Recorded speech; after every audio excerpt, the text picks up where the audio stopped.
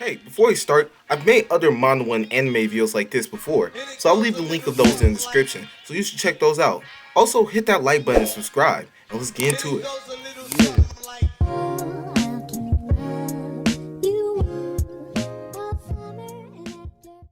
So I tried something. First past week, I went through probably over 30 TikTok videos, most of them by one guy who goes by the name of... Yeah, I don't know how to say that. The reason I was doing this was to find out, does TikTok know it's manhwa?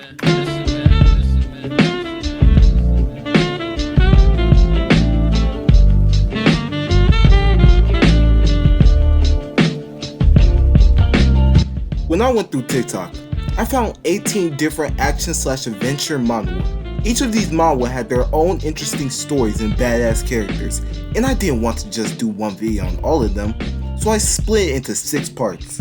In this part, we'll talk about in gray, the beginning after the end, the player that can't level up, and Mercenary Enrollment. First, let's start off with Mercenary Enrollment. For this book, I'll rate it an 8.5 out of 10. This manhwa is probably one of the most suspenseful ones I've read, just because of how there's only 33 chapters, and every single one always has me on the tip of my toes waiting to see what happens next. In this book, the MC is Yu Aijin, but a lot of people just call him Jin. He is a tall, gray-haired guy in his teens, and let me tell you about his story. The story follows him mainly throughout the book, where we learn he is the sole survivor of a plane crash when he was little. After becoming a mercenary to survive for 10 years, he returned to his family in his hometown. The action scenes in this book were very creative, and the dark atmosphere when Jin fights sort of makes you feel like you have to be scared of him being yo ass, bro. The art is really great to start, and it stayed the same, so I would recommend you to read it. Next, we'll be talking about the beginning after the end. This book for me gets a 9.5 out of 10. After his untimely and mysterious death, the beginning after the end follows the life of King Gray. Born as Arthur Lewin, in the lively new continent of Dictane, he seeks to rectify his past errors.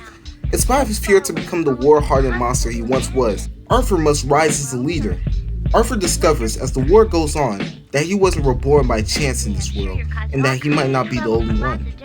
The art from this book is top tier and runs through smoothly, and Arthur's humor always finds a way to make me laugh. And I can't help envying the entourage of best women he has fighting to be by his side, even though he treats them all like children. This book is of course peak fiction, and if you don't even attempt to try it, just hold this L, man. Lastly, we have the player that can't level up. The story follows Gigyu Kim, awakened as a player at the age of 18.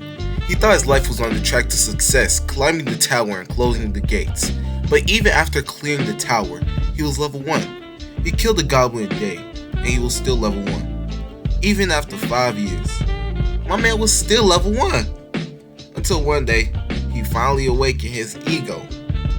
For me, I'll be honest, this story isn't bad, but it was sort of mid. And compared to a lot of other ones I read, it was mid.